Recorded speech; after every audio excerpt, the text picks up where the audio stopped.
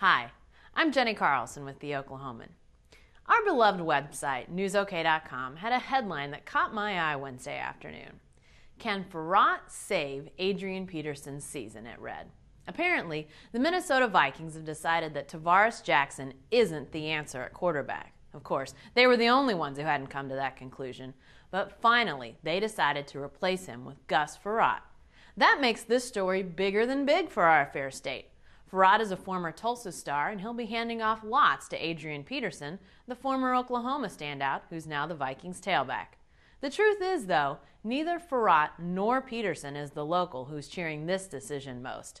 Kevin Williams is the one doing cartwheels from one end of the Twin Cities to the other. The former Oklahoma State defensive tackle anchors the Minnesota defense, and no one has seen the bad end of the Tarvaris Jackson experiment more than Williams. The Vikings have a defense, after all, built to win a bunch of games. They went out and got defensive end Jared Allen in the offseason, and that strengthened an already stout defense. But after 2 games, the Vikings are winless, despite 2 solid defensive performances. Minnesota held Green Bay to only 24 points in the season opener, but still lost. Then, last weekend, the Vikings kept the Colts in shackles. Peyton Manning and company managed only 18 points, but Minnesota still lost.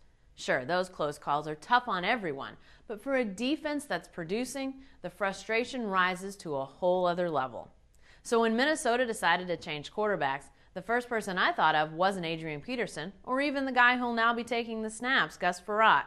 No, Kevin Williams came to mind first. He deserves better than he's been receiving. So, apologies to my friends who write headlines for our website, but the quarterback change in Minnesota wasn't about saving Adrian Peterson's season. It was about Kevin Williams' season, and maybe his sanity. I'm Jenni Carlson with The Oklahoman.